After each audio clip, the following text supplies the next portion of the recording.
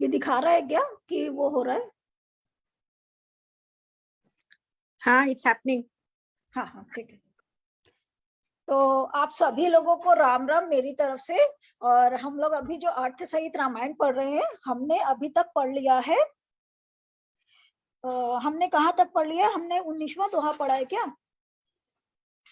मेरा 29 तक खत्म हो गया। 29 नहीं 19वां लास्ट 28 टाइम का था दीदी। 28 का क और ख। हाँ राइट राइट, 29 29 तक खत्म हो गया है। 28 का कर। और जो हमने 29 पिछली तक बार हो गया। रिकॉर्डिंग नहीं किया था ना, मैंने कल रिकॉर्डिंग करके डाल दिया है। तो सब लोग मुझसे कह रहे थे कि भाई हमारा जिसका जिसका रिकॉर्डिंग से जो लोग सुन रहे थे वो कह रहे थे कि हमारा गैप हो गया है। तो फिर इसलिए फिर कल मेरी मम्मी से भी बात हो रही थी, तो मम्मी ने बोला कि मैंने भी नहीं सुना, रिकॉर्डिंग करके अभी डालो, मुझे सुनना है। वो मेरे मम्मा के फोर्स से फिर मैंने उसको रिकॉर्ड किया और रिकॉर्ड करके फिर कल शाम रात को डाला। तो आज खोल लिया है ना दीदी? हाँ आज रिकॉर्डिंग खोल लिया है ना? हाँ हाँ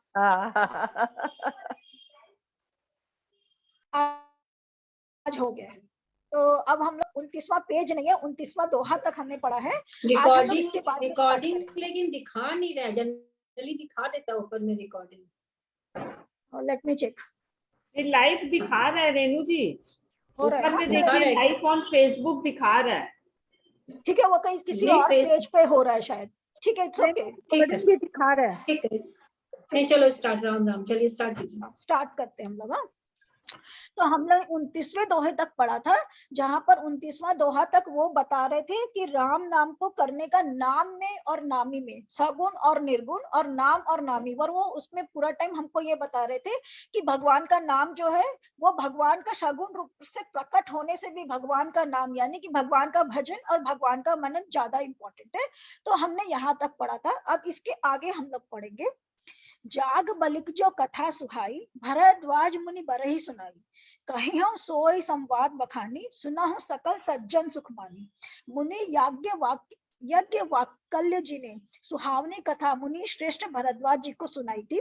उसी संवाद को मैं बखान कर कहूंगा, सब सज्जन सुख का अनुभव करते हुए उससे सुने। एक चीज यहाँ पर मैं बता दूं कि ये जितना भी कथा का यहाँ पर विवरण है ना, ये वाल्मीकि रामायण में नहीं है, ये रामचरितमानस में है।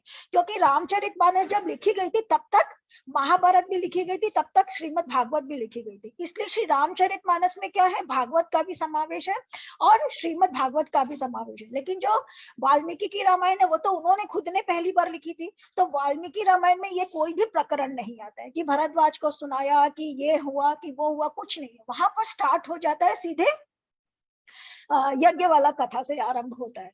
तो ये सिर्फ रामचरितमानस के प्रकरण है। शंभु किन्नय चरित सुहावा, बहुरी कृपा करी उमहि सुनावा, सोई शिव काग भुसुंदहि दिना, राम भगत अधिकारी जिन्ना। शिव जी ने पहले इस सुहावने चरित्र को रचा, फिर कृपा करके पार्वती जी को सुनाया। वही चरित्र शिव जी ने काग भुसुंडी जी को राम भक्त और अधिकारी पहचान कर दिया। तेहिसन जाग बलिक पुनि पावा, तिन पुनि भरद्वाज प्रति गावा, ते श्रोता बख्ता समशीला, सर्वदर्शी जानहि हरि लीला। उन काग भुसुंडी जी ने फिर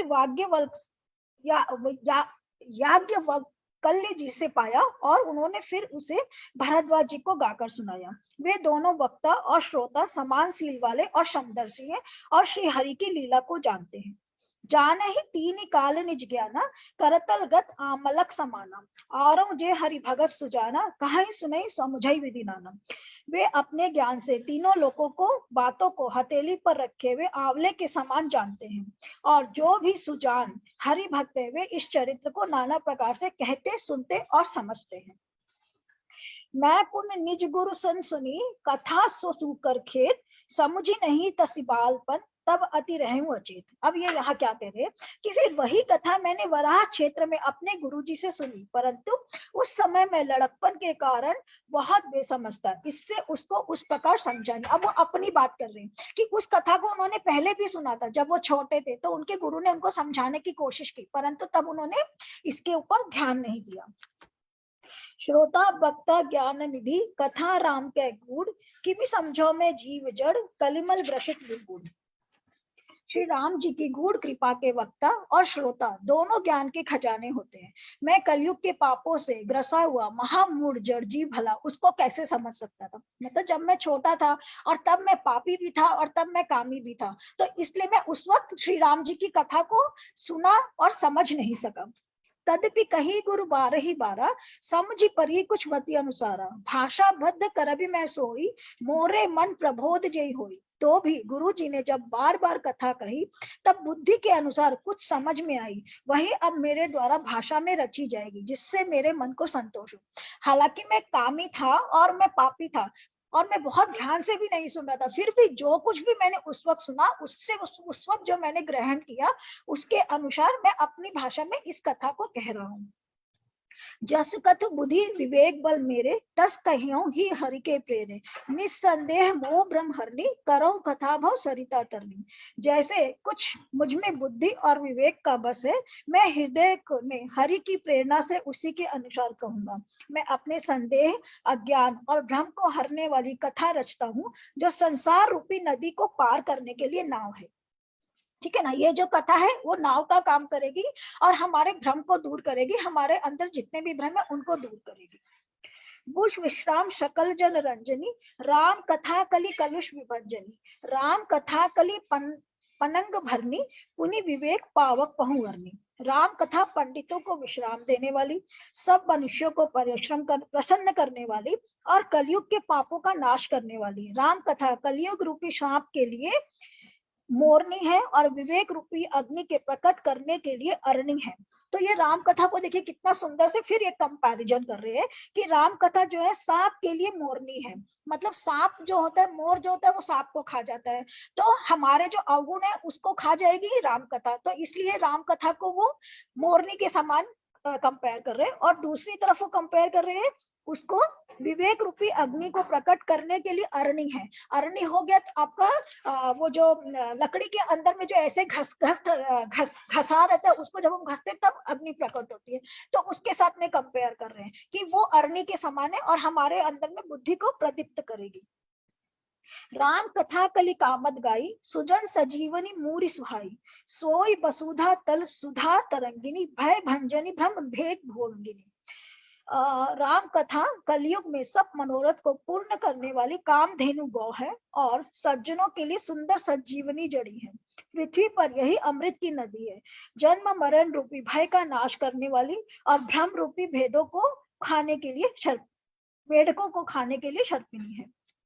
आसुर सेन सब नरक निकंदनी साधु विभुत कल हित गिरि नंदनी संत समाज पयोधि रमासी विश्व भार भर अचल क्षमासी। यह राम कथा असुरों की सेना के समान नरकों का नाश करने वाली और साधु रूप देवताओं के कृत का हित करने वाली पार्वती है।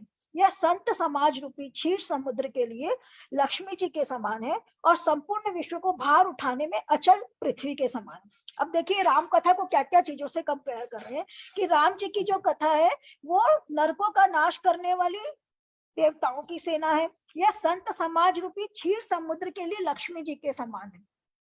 तो संत समाज रूपी क्षीर समुद्र को समुद्र मंथन से जैसे लक्ष्मी जी प्रकट हुई थी, वैसे ही रामायण का मंथन करने से हमारे लिए ज्ञान की लक्ष्मी प्रकट होगी, तो उससे कंपेयर कर रहे हैं। और संपूर्ण विश्व का भार उठाने में अचल पृथ्वी के समान है।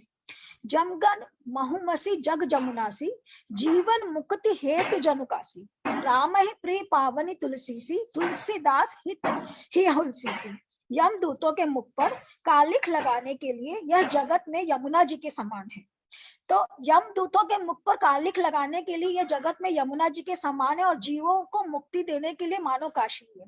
यम दूतों के मुख पर कालिख लगाने के लिए यमुना जी के समान क्यों कंपेयर कर रहे हैं कि पहले बोलते थे कि यमुना जी में जो स्नान कर लेता है उसके सारे पाप नष्ट हो जाते हैं। तो यम के दूत अगर आपको लेने के लिए आए हैं कि आपको लेकर के नरक में जाएंगे या कहीं जाएंगे, तो उनका मुख पे कालिख लगाना यानी कि वो भाग जाएंगे कि भाई ये तो पापों से दूर हो गया और ये पुण्यात्मा है, तो यमदूत भाग जाते हैं।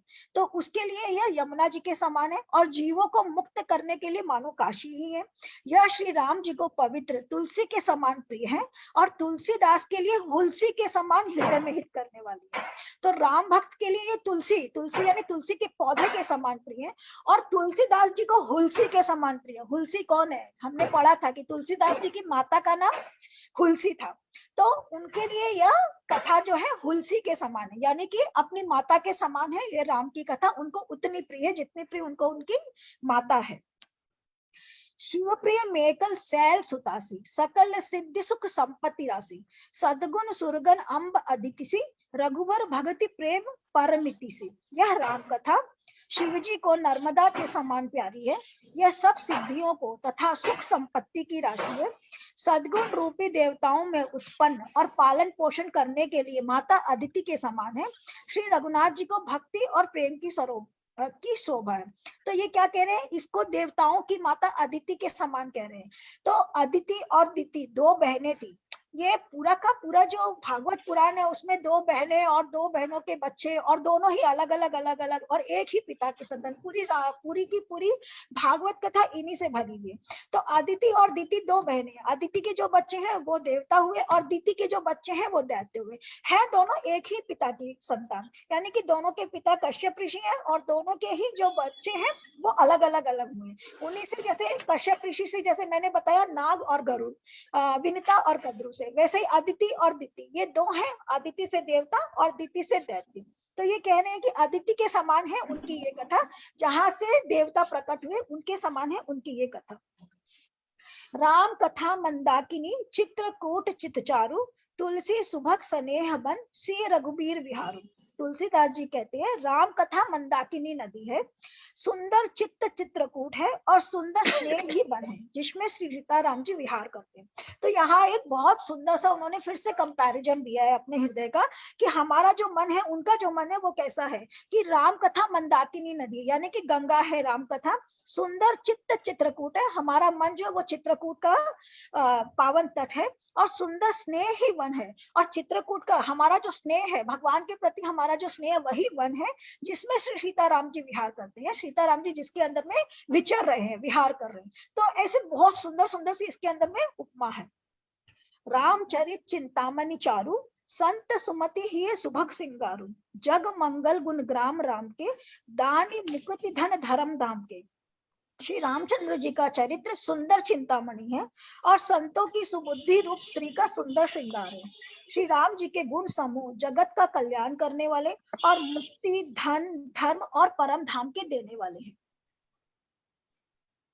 सद्गुण ज्ञान विराग जोग के, विबुध वैद भव भीम रोग के, जननी जनक सी राम प्रेम के, बीज सकल व्रत धर्म नेम के। ज्ञान वैराग्य और योग के लिए सद्गुरु हैं और संसार रूपी भयंकर रोग का नाश करने के लिए देवताओं के वैद्य के समान है। ये वंदना जी, कुसुम जी को म्यूट कर दीजिए ना, उनके बहुत वॉइस आ रहा है। ज्ञान वैराग्य और योग के लिए सद्गुरु हैं और संसार रूपी भयंकर रोग का नाश करने के लिए देवताओं के वैद्य हैं। तो ये यहाँ पर अलग अलग चीजों से रामायण की कथा को कंपेयर कर रहे हैं। समन पाप संताप शोक के, प्रिय पालक परलोक लोक के, सचिव सुभट भूपति विचार के, कुंभज लोभ उदधि अपार के। तो कह रहे हैं कि पाप संताप और शोक का नाश करने वाले तथा इस लोक और परलोक में प्रिय पालन करने वाले हैं, विचार रूपी राजा के शूरवीर मंत्री और लोभ रूपी अपार समुद्र के सोखने के लिए अगस्त्य मुनि है। ये राम कथा को यहाँ पर क्या चीज से कंपेयर कर रहे हैं आप? विचार रूपी राजा के शूरवीर मंत्री है। ये जो राम जी की कथा है, जो राजा होता है, जिसके राजा को अब अच्छे मंत्रियों की जरूरत होती है, तो उनके लिए राम कथा मंत्री की तरह, यानी कि उनको सलाहकार का काम देगी ताकि वो राजा अच्छे से राज्य चला सके। और लोभ रूपी अपार समुद्र के सोखने के लिए अगस्त्य मुनि है। तो अगस्त्य मुनि जो है ना, वो सप्त ऋषियों में एक है और अगस्त्य ऋषि का ये वाला जो कथा है ये भी भागवत में है, ये भी रामायण तुलसीदास जी वाल्मीकि की रामायण में नहीं है ये कथा, परंतु तुलसीदास जी की रामायण ये भागवत में ये कथा है कि अगस्त्य मुनि जो रहते हैं देवताओं और दैत्यों में युद्ध होता है तो दैत्य जितने भी होते हैं सारे के सारे जाकर के एक समंदर में छुप जाते हैं। तो जब समंदर में छुप जाते हैं तो देवता लोग सोचते हैं कि भाई अब इनको समंदर से कैसे निकालें। तो वो लोग अगस्त्य ऋषि को विनती करते हैं, बिकॉज अगस्त्य ऋषि जो होते हैं उनके पास में पावर होता है समंदर को सोखने का, वो इतने पावरफुल होते हैं। तो वो समंदर को सोख लेते हैं तो सारे के सारे देवता सामने आ जाते हैं और फिर उनको देवता लोग जो है उनके ऊपर में दैत्यों के ऊपर विजय पा लेते हैं। तो इसलिए ये कह रहे हैं कि ये जो राम जी की कथा है ये लोभ रूपी अपार समुद्र को सोखने के लिए अगस्त्य मुनि है। अगर आपको बहुत लोभ है, आप लोभी हैं, आप अगर वैसे हैं तो आपका लोभ सोखने के लिए ये कथा अगस्त्य मुनि की तरह आपका लोभ सोख ले। काम कोह कलिमल करी गद के हरि सावक जनमन बन के अतिथि पूज्य प्रेतम पुरारी के कामद धन दारित दवारी के। भक्तों के मन रूपी वन में बसने वाले काम क्रोध और कलयुग के पाप रूपी हाथियों को मारने के लिए सिंह के बच्चे हैं। शिव जी के पूज्य और प्रियतम अतिथि हैं और दरिद्रता रूपी दावा नल में बुझाने के लिए कामना पूर्ण करने वाले मेघ हैं। इसमें और 3 कंपैरिजन है कि ये जो कथा है वो शिव जी के पूज्य और अतिथि हैं और कलयुग में सिंह के बच्चों को पाप रूपी हाथियों को मारने के लिए सिंह के बच्चे हैं और दरिद्रता रूपी दावानल को मारने के लिए पूर्ण मेघ है। दरिद्रता को मारने के लिए पूर्ण मेघ क्यों कह रहे हैं? क्योंकि वो जमाने में ज्यादातर लोग जो है कृषि के ऊपर में डिपेंडेंट होते थे।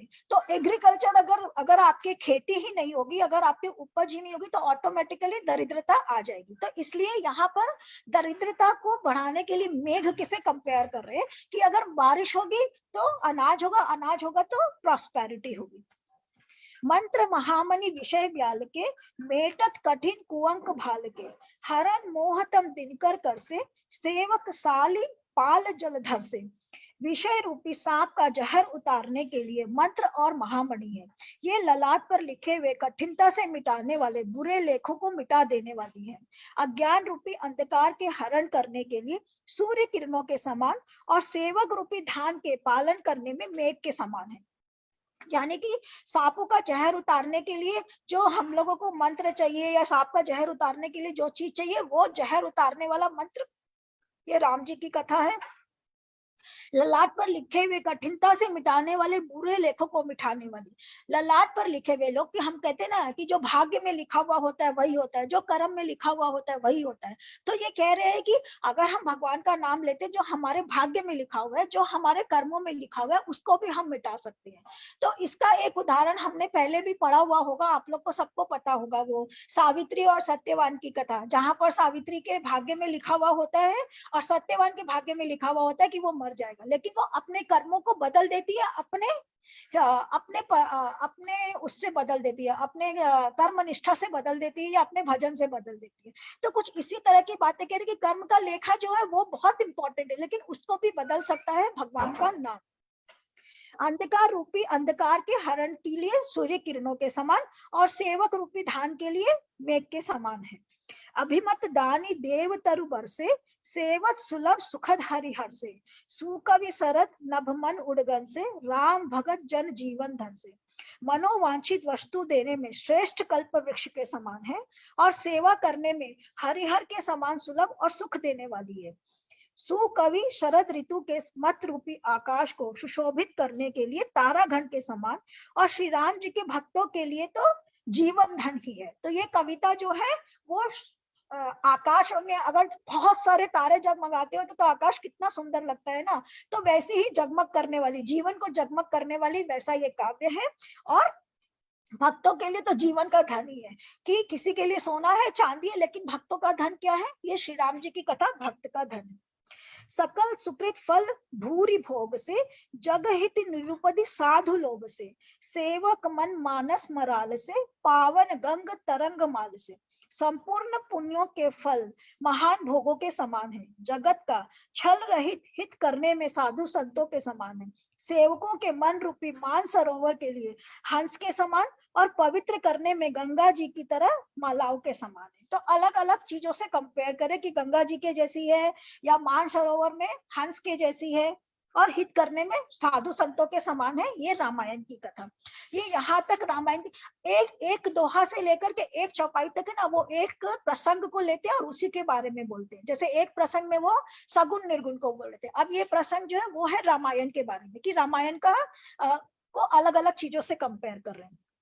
कूपत कूतरत कुचाली कली कपट दंभ पाषंड दहन राम गुण ग्राम जिमी ईंधन अनल प्रचंड। श्री राम जी के गुणों के समूह कुमार्ग, कुतर्क, कुचाल और कलयुग के कपट, दंभ और पाखंड को जलाने के लिए वैसे ही है जैसे ईंधन के लिए प्रचंड अग्नि। रामचरित राकेश कर सरिस सुखद सब काहू सज्जन कुमुद चकोर चित हित विशेष बड़लाहू। क्या कह रहे हैं कि रामचरित्र पूर्णिमा के चंद्रमा की किरणों के समान सभी को सुख देने वाला है। यानी कि जब पूर्णिमा होती है तो चंद्रमा जो होता है पूरे पे होता है, तो वो बड़ा सुंदर लगता है, तो उसके समान सुख देने वाली ये कविता। परंतु सज्जन रूप कुमुदनी और चकोर के चित्त के लिए तो विशेष हितकारी और महान लायक है। सज्जन रूप कुमुदनी, कुमुदनी क्या है? कुमुदनी है लोटस के जैसा फ्लावर है। लोटस पिंक कलर का होता है और कुमुदनी एकदम व्हाइट होती है। और लोटस जो है ना वो खिलता है सूर्य को देख करके, मतलब सूर्य को देख करके कमल खिलता है, और कुमुदनी जो है वो चंद्रमा को देख करके खिलती है। तो जब चंद्रमा का पूर्णिमा होता है ना तब कुमुदनी खिलती है। तो ये कह रहे हैं यहाँ पर कि सज्जन रूपी कुमुदनी, यानी कि जैसे कुमुदनी चंद्रमा के आने पर खिलती है वैसे ही राम कथा जो है, जो सज्जन लोग हैं जिनको राम कथा ही पा रहे वो लोग राम कथा को सुनने से ही खिलते हैं, उसी तरह जैसे कुमुदनी खिलती है चंद्रमा को देखकर। और चकोर पक्षी आपने सुना ही होगा कि चकोर पक्षी जो है वो चंद्रमा को ताकता रहता है, और जब चंद्रमा की पूर्णिमा होती है तब वो उसको देख करके खूब खुश होता है। तो वही बात बता रहे हैं कि कुमुदनी और चकोर, जैसे कुमुदनी और चकोर चंद्रमा को देख करके खुश होते हैं, वैसे ही जो एक्चुअल में श्री राम को ही भजते हैं वो श्री राम को देख करके और उसकी कथा को सुन करके विशेष सुख पाते हैं। कीन प्रश्न जय भांति भवानी जेहि विधि शंकर कहा सो सब हेतु कहब मैं गाई कथा प्रबंध विचित्र बनाई। जिस प्रकार श्री पार्वती ने श्री शिवजी से प्रश्न किया और जिस प्रकार से श्री शिवजी ने विस्तार से उसका उत्तर कहा, वह सब कारण मैं विचित्र कथा की रचना करके गाकर कहूंगा। यह कथा सुनी नहीं होई जनी आचरज करे सुनी सोई कथा अलौकी ही सुनहि जज्ञानी नहीं आचरज करहि अस जान। राम कथा के मिति जग नाही अस प्रति तिनके मन माही नाना भांति राम अवतारा रामायण सतकोटि अपारा। जिसने यह कथा पहले न सुनी हो वह इसे सुनकर आश्चर्य न करे। वो ज्ञानी इस विचित्र कथा को सुनते हैं, वे यह जानकर आश्चर्य नहीं करते कि संसार में राम कथा की कोई सीमा नहीं है, यानी कि राम कथा अनंत है। उनके मन में ऐसा विश्वास रहता है। नाना प्रकार से श्री रामचंद्र जी के अवतार हुए हैं और 100 करोड़ तथा अपार रामायण है। कि भाई कोई ये सोच रहा है कि भाई ये कौन सी रामायण आ गई, तो भैया बहुत सी रामायण है। अनेक लोगों ने अनेक रामायण लिखी है और अनेक लोगों ने रामायण के और भगवान राम के जन्म के अनेक कारण बताए हैं। तो इसलिए आश्चर्य में मत हो कि ये कौन सी कथा आ गई, ये कोई नई कथा नहीं है। उन्हीं कथाओं में से एक कथा है जो रामायण में वाल्मीकि जी ने लिखी है। वाल्मीकि जी की रामायण सबके लिए प्रेरणा है। तो बाद में जितनी भी रामायण लिखी गई है उन्होंने, आज मान लीजिए मैं कोई बात बोल रही हूँ तो उसमें मेरा इंटरप्रिटेशन मिल ही जाएगा, मैं चाहूं चाहे ना चाहूं मेरा इंटरप्रिटेशन उसमें आएगा ही आएगा। आप किसी को एक बात बोलेंगे उसमें आपकी बात मिल ही जाती है कि मेरे हिसाब से ऐसा होना चाहिए। तो वही ये कह रहे हैं कि ये जो रामायण उन्होंने लिखी उसके बाद में बहुत लोगों ने लिखी है, तो बहुत रामायण है और बहुत से इंटरप्रिटेशन है, तो सभी अच्छा है ऐसा वो कह रहे हैं। कलप भेद हरि चरित सुहाए भांति अनेक सुनिसन मुनिसन गाए करीन संशय असुर आनी सुनी कथा सादर रतिमानी। कल्प भेद के अनुसार श्री हरि के सुंदर चरित्रों को मुनीश्वरों ने अनेक प्रकार से गाया है। कल्प भेद के अनुसार यानी कि हमने बोला कि 4 युग हैं, तो अलग अलग युग में जैसा जैसा युग का भेद हुआ वैसे वैसे उन्होंने उस युग के अनुसार रामायण की या राम जी की कथा कही। तो कल्प भेद के अनुसार रामायण की अनेकों कथाएं हैं। तो हृदय में ऐसा विचार कर संदेह न कीजिए। इसलिए इतनी सारी कथाएं, तो मेरी कथा रामचरितमानस के ऊपर में लोग संदेह मत कीजिए और आदर सहित प्रेम से इस कथा को सुनिए। भाई उन्होंने कल्प में उन लोगों ने लिखा, उनकी कथा को आपने आदर से सुना, तो मेरी लिखी हुई कथा को भी आप आदर से सुनो, ऐसा ये तुलसीदास जी सबसे विनय कर रहे हैं। राम अनंत अनंत गुण अमित कथा विस्तार, सुनी आचरजुन मानि हहि जिनके विमल विचार। श्री रामचंद्र जी तो अनंत हैं और उनके गुण भी अनंत है, यानी कि जिसका कोई अंत नहीं है, जिसका कोई पार नहीं पा सकता है, वो अनंत है। और उनकी कथाओं का विस्तार भी असीम है, उनकी कथाएं भी असीम यानी कि इन्फिनिटी तक है। अतवे जिनके विचार निर्मल है वे इस कथा को सुनकर आश्चर्य नहीं मानते। जिनका विचार अच्छा है, जो अच्छे लोग हैं, वो इस कथा को सुनकर के खुश होंगे, इसको बुरा नहीं मानेंगे। एहि विधि सब संशय करी दूरी, सिर धरि गुरुपद पंकज धूरी, पुनि सबहि बिनवऊ कर जोरी, करत कथा जेहि लागन खोरी। इस प्रकार सब संदेहों को दूर करके और श्री गुरु के चरण कमलों की रज को सिर पर धारण करके मैं पुनः हाथ जोड़कर सबकी विनती करता हूँ, जिससे कथा की रचना में कोई दोष स्पर्श न करने पाए। तो वो कह रहे कि मैं गुरु को मनाकर ये कथा लिखता हूँ ताकि कथा में जानबूझकर तो कोई त्रुटि न हो, अनजाने में कोई त्रुटि हो जाए तो उसका तो ईश्वर मालिक है ना। सादर सिवहि नाई अब माथा, बरनौ बिसद राम गुण गाथा, संवत 16 से 31 करऊं कथा हरि पद धरि सीसा।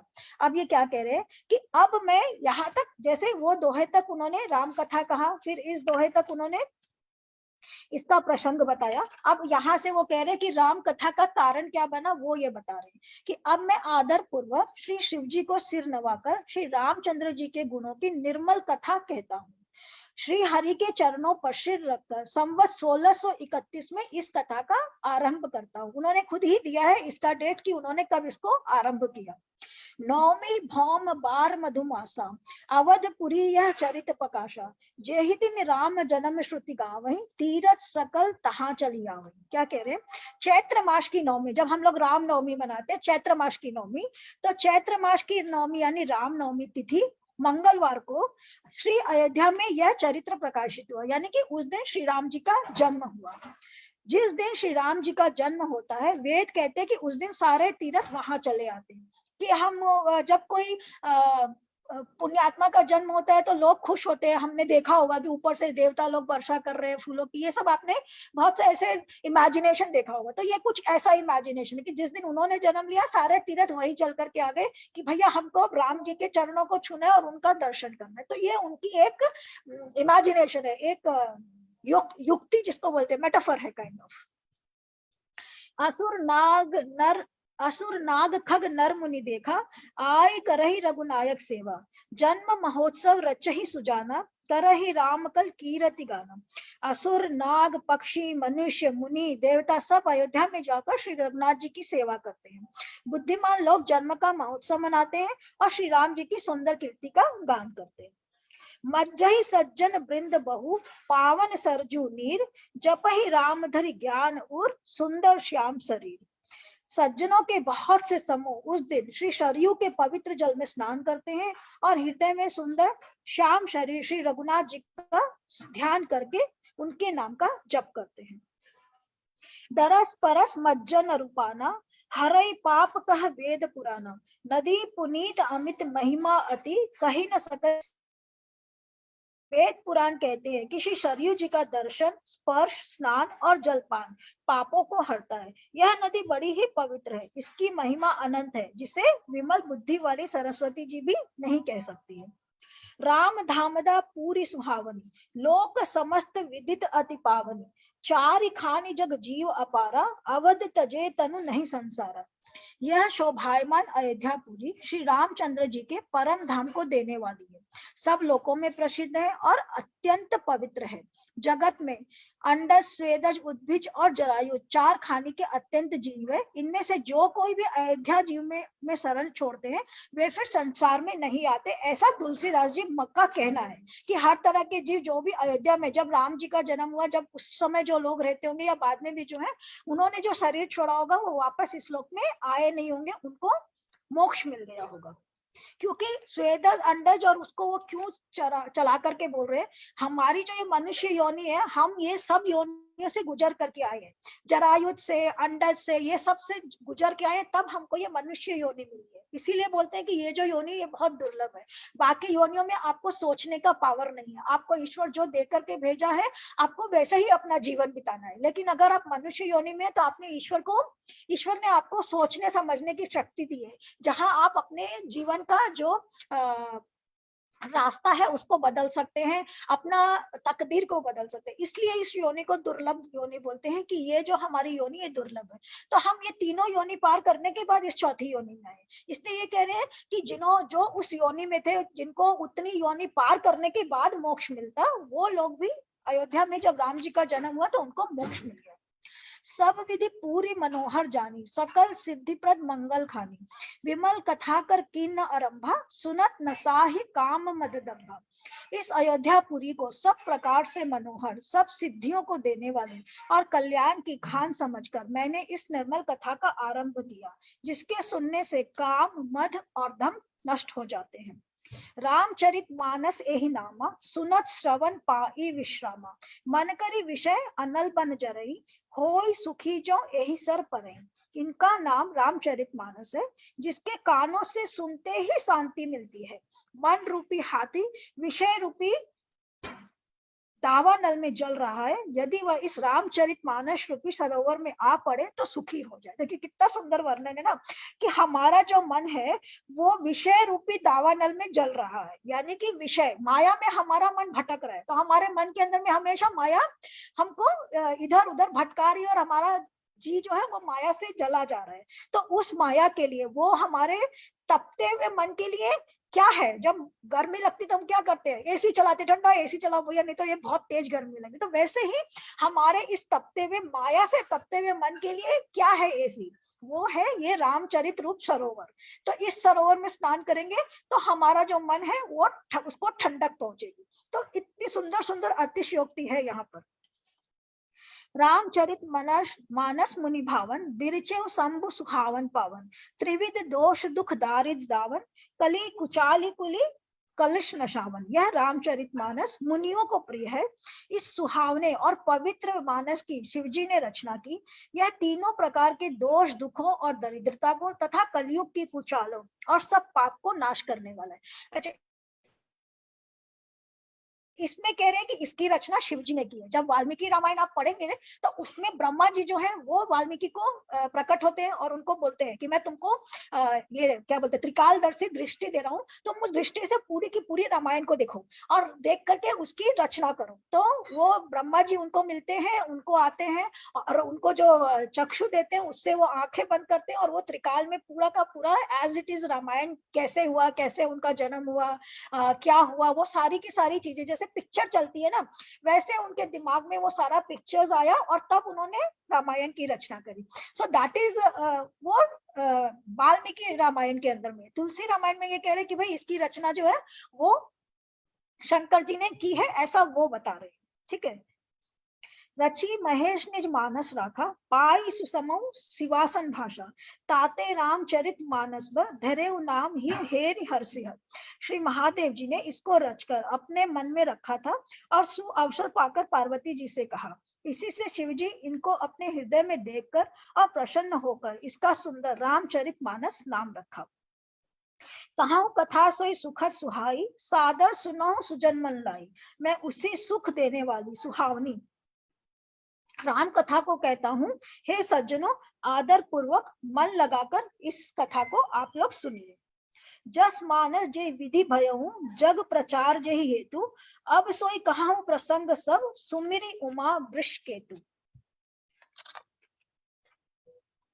यह रामचरित मानस जैसा है, जिस प्रकार बना है और जिस हेतु से जगत में इसका प्रसार हुआ, अब वही सब कथा मैं श्री उमा महेश्वर का स्मरण करके कहता हूँ। वो शंकर जी को स्मरण करके उस कथा को अब सुनाना शुरू करेंगे। तो यहाँ तक हमारा 35वां दोहा हुआ। अब इसके बारे में अलग से फिर एक प्रसंग आएगा। शंभु प्रसाद सुमति हिय हुलसी, रामचरित मानस कवि तुलसी, करई मनोहर मति अनुहारी, सुजन सुचित सुनी लेहु सुधारी। श्री शिव जी की कृपा से उसके हृदय में सुंदर बुद्धि का विकास हुआ, जिससे वह तुलसीदास श्री रामचरितमानस का कवि हुआ। अपनी बुद्धि के अनुसार तो वह इसे मनोहर ही बनाता है, किंतु फिर भी हे सज्जनों, सुंदर चित्त से सुनकर इसे आप सुधार लीजिए। ये बार बार शंकर जी का नाम क्यों लेते हैं तुलसीदास जी, और उनको क्यों विनय कर रहे हैं? क्योंकि वो संस्कृत में लिख रहे थे रामचरितमानस को। मैंने बताया भी था, मैं फिर से एक बार रिपीट कर देती हूँ कि वो संस्कृत में लिख रहे थे। वो संस्कृत में कभी लिखते और वो विलुप्त हो जाती, यानी कि आज लिखे और वो अपने आप ऑटोमेटिकली गायब हो जाती। तो ऐसे कई दिन तक चलता रहा। तब वो शंकर जी की प्रार्थना करते, बोलते भगवान मैं लिखना चाह रहा हूँ, कविता लिखता हूँ, सुबह लिखता हूँ, शाम को गायब हो जाती है, ये चक्कर क्या है? तब शंकर जी उसको बोलते हैं कि तुम अपनी भाषा में इसकी रचना करो, संस्कृत में इसकी रचना मत करो। इसलिए ये कह रहे कि मैं शंकर जी को प्रणाम करता हूँ, और उनकी प्रणाम से और उनके आशीर्वाद से मेरी बुद्धि का विकास हुआ। उनके आशीर्वाद से मुझे ये प्रेरणा मिली कि मुझे ये कथा जो अपनी भाषा में, अवधी ब्रज जो भी भाषा उसमें लिखनी है, जिससे ये तुलसीदास श्री रामचरितमानस कवि हुआ, और उनके आशीर्वाद से मैं कवि हुआ और ये कविता लिख रहा हूँ अपनी बुद्धि के अनुसार। तो यह इसे मनोहर ही बनाता है, किंतु फिर भी हे सज्जनों, सुंदर चित्त से सुनकर इसे आप सुधार लीजिए।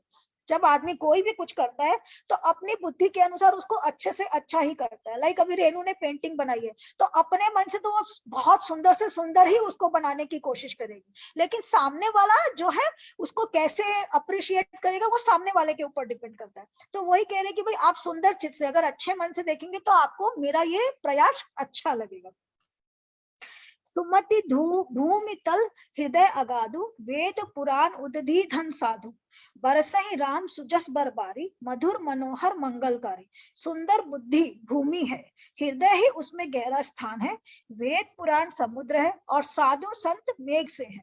वे श्री राम जी के सुयश रूपी सुंदर मनोहर और मंगलकारी जल की वर्षा करते हैं। फिर एक इसके अंदर में कंपैरिजन है कि हमारी जो बुद्धि है, अच्छी बुद्धि जो है वो भूमि है, हमारी बुद्धि भूमि है, और उसमें हृदय गहरा स्थान है। तो हृदय गहरा स्थान यानी कि हृदय खाली है, तो हृदय कैसे भरेगा? वेद पुराण समुद्र है और साधु संत मेघ है। तो वेद पुराण जो है वो तो समुद्र है, तो वो तो विशाल है, और इसके अंदर में साधु संत जो है वो मेघ है। तो श्री राम जी का यश जब बरसेगा तब हमारा जो हृदय, जो खाली हृदय है वो भर जाएगा, और तब हमारी भूमि जो है वो उपजाऊ हो जाएगी। तो भूमि जो है वो उपजाऊ होगी, हृदय जब पानी से भरेगा, श्री राम जी की कथा से भरेगा, तब ये उपजाऊ हो जाएगी। लीला सगुन जो कहा ही बखानी, सोई स्वच्छता करई मल हानि, प्रेम भगति जो बरनी न जाई, सोई मधुरता सुशीतलताई। सगुण लीला का जो विस्तार से वर्णन करते हैं वही राम सुयश रूपी जल की निर्मलता है, जो मल का नाश करती है, और चित्त प्रेम भक्ति का वर्णन नहीं किया जा सकता। वही इस जल की मधुरता और सुंदर शीतलता है।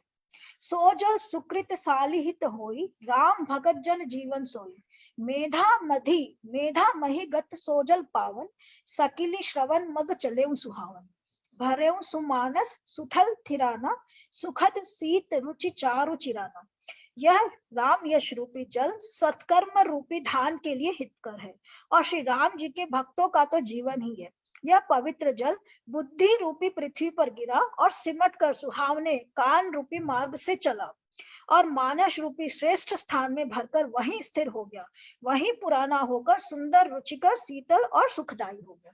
तो रामचरित कथा का ये यहाँ पर एक और एक सुंदर सा एग्जाम्पल है। जब हम कोई गाना सुनते हैं तो वो गाना क्या है, चलता कहीं और है, और हमको कैसे सुनाई देता है? हमारे कानों के रास्ते से वो गाना हमारे कानों में जाता है और हमारे मन में बस जाता है। और जब वो गाना हमको अच्छा लगता है तो क्या होता है, हम लोग जब रहते हैं तो उसको गुनगुनाते हैं। हमको किसी ने पढ़ाया नहीं होता, हमको कोई याद नहीं कराता है, लेकिन हम उसको गुनगुनाने लगते हैं क्योंकि वो हमारे हृदय में कानों के रास्ते जाकर के बैठ जाता है। तो वही कह रहे कि ये श्री राम जी की कथा भी ऐसी ही सुहावनी है, जिसको कानों से सुन करके हृदय में बिठाइए और फिर बाद में इसको गुनगुनाइए। तो कुछ इस तरीके का सुंदर सा यहाँ पर ये इसका प्रकरण है। सुखी सुंदर संवाद बर, बिरचे बुद्धि विचारी, तेई यही पावन सुभग सर, घाट मनोहर चारी। अब ये बहुत सुंदर सा एक पूरा का पूरा दोहा और ये प्रकरण है पूरा का पूरा। ये मैं कितनी बज गई, मैं आज कंप्लीट करके फिर उसके बाद में हम लोग वो करेंगे, ठीक है ना? क्योंकि ये पूरा का पूरा बहुत ही सुंदर सा एक मुझे बहुत सुंदर प्रकरण लगता है। आपको कैसा लगेगा वो पता नहीं। सुठी सुंदर संवाद बर, बिरचे बुद्धि विचारी, तेई एहि पावन सुभग सर घाट मनोहर चारी। कह रहे हैं इस कथा में बुद्धि से विचार कर जो 4 अत्यंत सुंदर और उत्तम संवाद रचे गए हैं वही इस पवित्र और सुंदर सरोवर के 4 मनोहर घाट है। तो ये श्री राम जी की जो कथा है, श्री रामचरितमानस है, उसको वो एक सुंदर के से सरोवर से कंपेयर कर रहे हैं कि ये जो कथा है ये एक बड़ा सुंदर सा सरोवर है। इस सरोवर के 4 घाट कौन से हैं? इस सरोवर के 4 घाट है। 4 अलग अलग लोगों ने राम जी की कथा सुनाई है जो उनको पता है। एक है भरद्वाज, भुषुंडी ने गरुड़ जी को, शिव जी ने पार्वती को, याज्ञवल्क्य ने भरद्वाज को और तुलसीदास जी जो खुद अभी कह रहे वो, ये कह रहे ये 4 लोगों ने कही है। सरोवर में क्या होता है, आप चाहे किसी भी घाट से जाओ, अल्टीमेटली आप कहाँ पहुंचोगे? सरोवर में पहुंच जाओगे और स्नान कर लोगे। तो कह रहे कि आप चारों में से कोई भी रास्ते से जाओ, ये सरोवर तक तो आप श्री राम जी की कथा तक तो आप पहुंच ही जाओगे। तो श्री राम जी की कथा जो है वो एक सरोवर है जिसके ये 4 घाट है। जिस घाट से जाना है उस घाट से जाओ और इस कथा में डुबकी लगाओ और इसको सुनो। संत प्रबंध सुभग सोपाना, ज्ञान नयन निरखत मन माना, रघुपति महिमा अगुण अबाधा, वर्णय सोई बर बाधि अगाधा।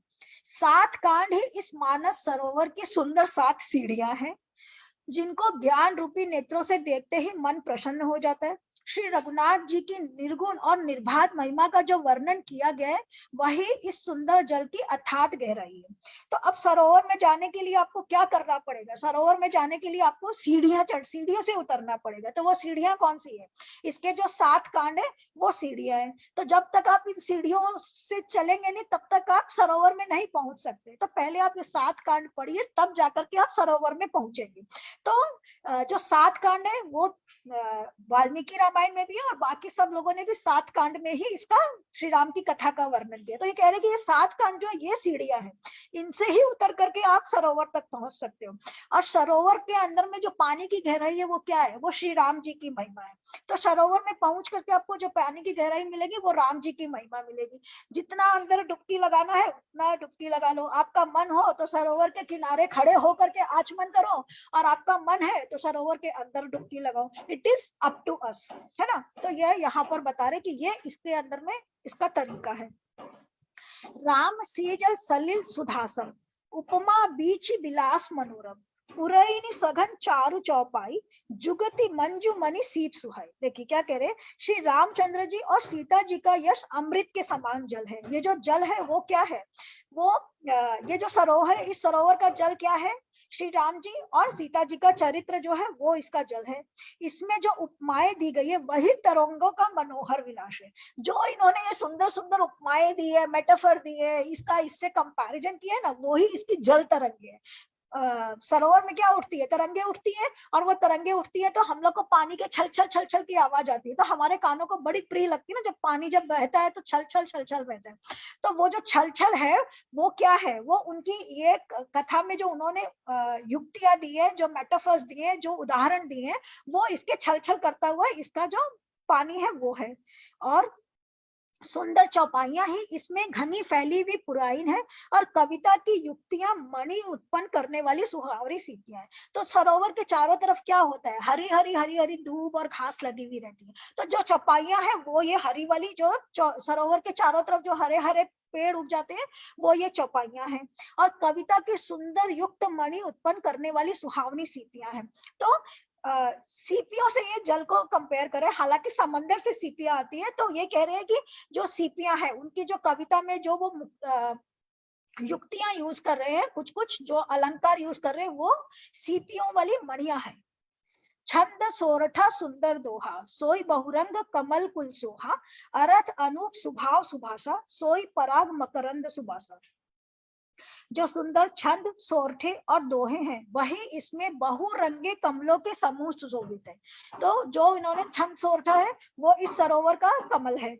और अर्थ, ऊंचे भाव और सुंदर भाषा ही पराग मकरंद और सुगंध है। तो जहां सरोवर होगा और जहां फूल होगा वहां क्या होंगे? वहां होंगे भौरे होंगे, वहां क्या बोलते हैं, मधु होगा, मतलब पराग, जो फूलों का पराग होता है वो होगा। तो कह रहे हैं कि वो उनके जो अर्थ है, जो उन्होंने लिखा है, उसका जो अर्थ, उसका जो भाव, वो उसके भौरे हैं और पराग हैं। सुकृत पुंज मंजुल अलिमाला, ज्ञान विराग विचार मराला, धुनि अवरेव कविता गुण जाति, मीन मनोहर ते बहुभांति। सत्कर्मी के पुंज भौरों की सुंदर परियां हैं, पंक्तियां हैं, ज्ञान वैराग्य और विचार हंस हैं, कविता की ध्वनि वक्रोक्ति गुण और जाति ही अनेकों प्रकार की मनोहर मछलियां हैं। तो ये जो सरोवर है, सरोवर में क्या क्या चीजें होती है, सब चीजों से इसका वर्णन कर रही है कि सत्कर्मों के पुंज भौरों की सुंदर पंक्तियां हैं, भौरों की सुंदर पंक्तियां सत्कर्म है, ज्ञान वैराग्य और विहार हंस है। सरोवर जो होता है, जो स्वच्छ पानी का सरोवर होता है, उसके अंदर में हंस होते हैं, ठीक है। तो जो हंस है वो ज्ञान वैराग्य और विचार हंस है। इस सरोवर के अंदर में श्री राम जी की कथा में ज्ञान वैराग्य और विचार हंस है। कविता की ध्वनि वक्रोक्ति गुण और जाति अनेक प्रकार की मनोहर मछलियां हैं। सरोवर में मछलियां भी होती है, तो वो मछलियां हैं उनकी कविता की ध्वनि और वक्रोक्ति। अर्थ धर्म कामादिक चारी, कहव ज्ञान विज्ञान विचारी, नवरस जप तप जोग विरागा, ते सब जलचर चारु तड़ागा। अर्थ धर्म काम मोक्ष, ये चारों ज्ञान विज्ञान का विचार का कहना। काव्य के 9 रस, काव्य के 9 रस कौन से होते हैं? जो हिंदी जानते हैं उनको पता होगा कि काव्य के 9 रस होते हैं। जैसे संतरा है, संतरे को निचोड़ेंगे तो क्या निकलेगा? संतरे का रस निकलेगा। मौसमी को निचोड़ेंगे तो मौसमी का रस निकलेगा। तो वैसे ही हर एक काव्य का अलग रस होता है। तो काव्य का रस क्या होता है? मान लीजिए आपने वीर रस की कविता लिखी है,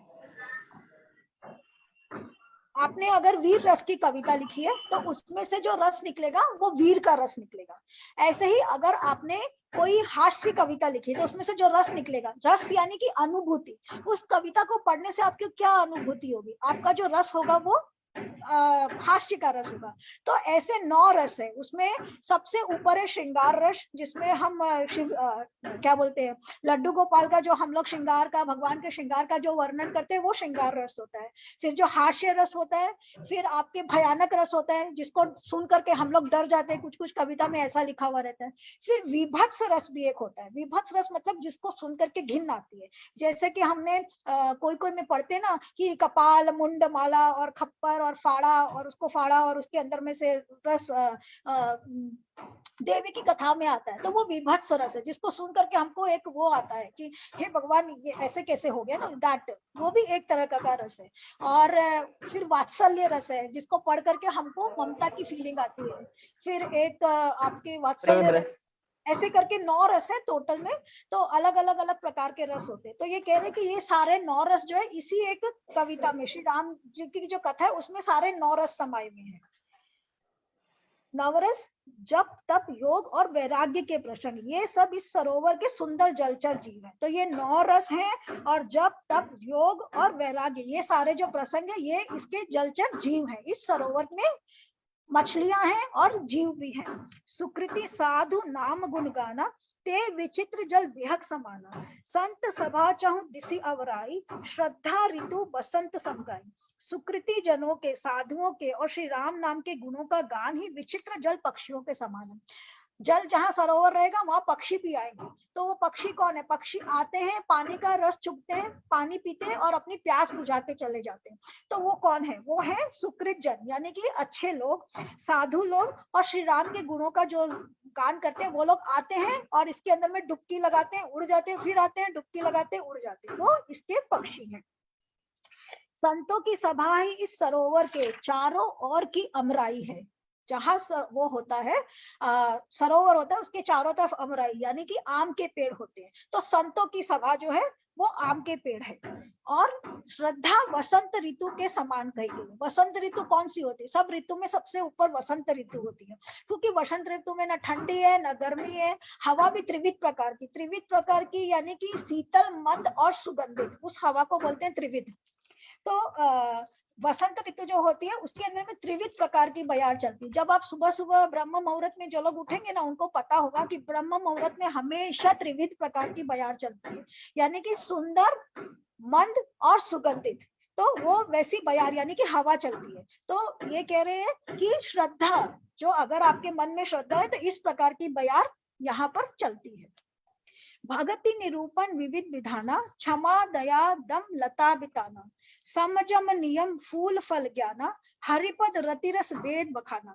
नाना प्रकार से भक्ति का निरूपण और क्षमा दया तथा दम लताओं के मंडप में। मन का निग्रह, यम, मन का निग्रह यानी मन के ऊपर में कंट्रोल, और यम, यम का मतलब यहाँ पर होगा आचरण। यम का मतलब यमराज नहीं है, यम का मतलब यहाँ पर है आचरण। तो हमारा आचरण कैसा है, कैसा होना चाहिए, ये सरोवर में कथा के लिए।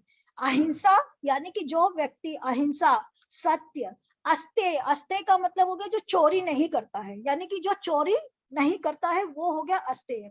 ब्रह्मचर्य और अपरिग्रह, ब्रह्मचर्य का मतलब हम लोग क्या समझते हैं कि जिसने जो शादी नहीं करता है वो ब्रह्मचर्य होता है। लेकिन आप जब कथाओं में पढ़ेंगे ना तो जितने भी ऋषि मुनि है वो सारे ब्रह्मचारी हैं। और अगर आप सोचेंगे तो भीष्म पितामह ने तो कभी शादी नहीं की, उनके बच्चे नहीं हुए, उन्होंने कभी गृहस्थ जीवन नहीं हुआ, तो वो सबसे बड़े ब्रह्मचारी होने चाहिए, but he is not a ब्रह्मचारी। तो ब्रह्मचारी का जो मीनिंग होता है that is not about getting married और बीइंग सिंगल। ब्रह्मचारी का मतलब होता है जो ब्रह्मांड के नियमों का पालन करता है, जो ब्रह्मा के बताए हुए रास्ते पर चलता है, वो ब्रह्मचर्य है। तो जिसको हम ब्रह्मचर्य समझते हैं वो ये ब्रह्मचर्य ये नहीं है, ठीक है। उसका एक अलग एक्सप्लेनेशन है, विल सम अदर टाइम। तो ये कह रहे हैं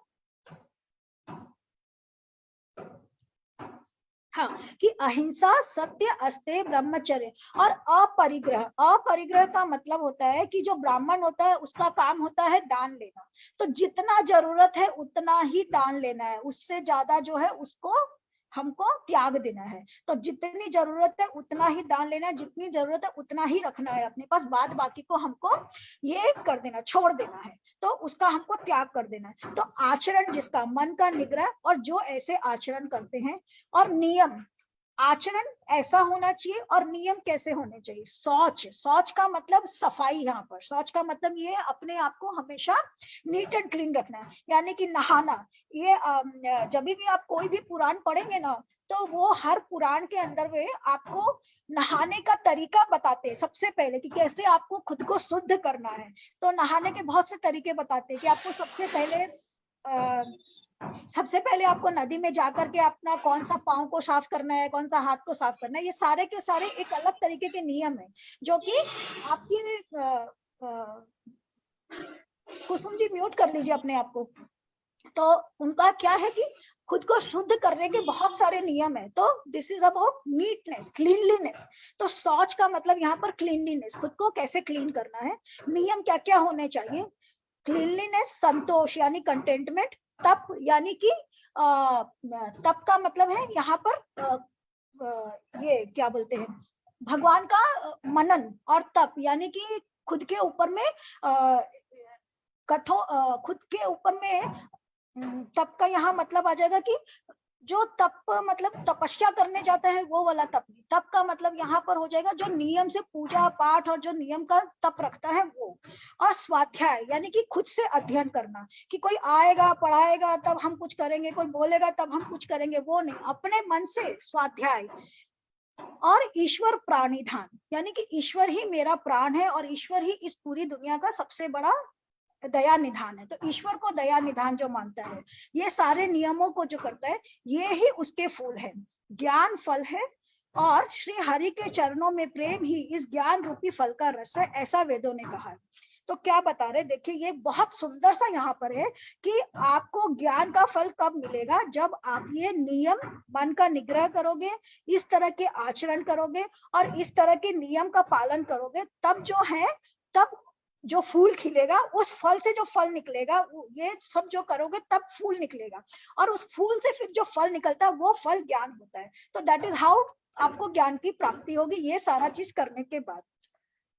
और कथा अनेक प्रसंगा ते सुख पिक बहु बरन विहंगा, इसमें और भी अनेक प्रसंगों की कथाएं हैं, वे ही इसमें तोते, कोयल आदि रंग बिरंगे पक्षी हैं।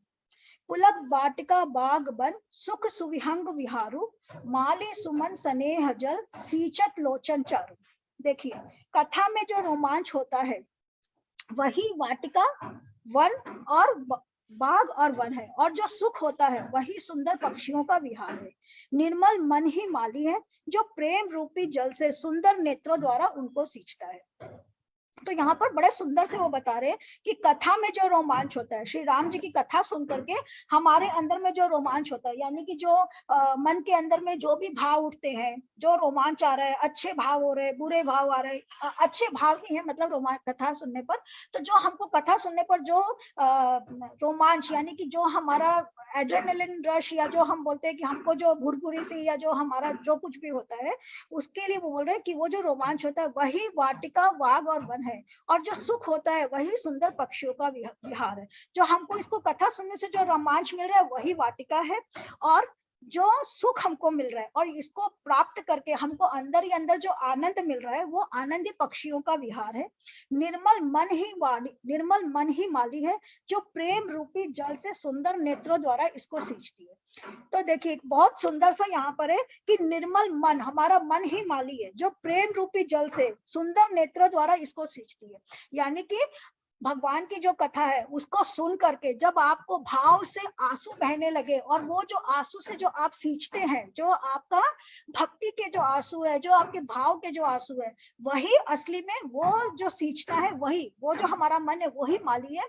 उसके सींचने से ही ये जो बगिया है, श्री रामचरितमानस की जो ये बगिया है, ये सरोवर है, ये सरोवर जो है ये पल्लवित होगा। तो ये आज हम लोग 12:45 हो गई है, तो हम लोग आज यहीं तक कर लेते हैं, नहीं तो फिर आज हमारा वो प्रकरण रह जाएगा। तो आज यहीं तक करते हैं और फिर उसके बाद में हम लोग आगे वाला 27 के बाद वाला आगे से करेंगे। तो राम राम टू एवरीवन। मैं थोड़ा पानी पी लूं, फिर उसके बाद हम लोग मकर संक्रांति वाला एक बार शुरू करेंगे। 2 मिनट का ब्रेक ले लेती हूँ, तब तक आप लोगों को बात जो करना है कर लीजिए, और मैं एक बार स्टॉप कर देती हूँ, फिर वापस से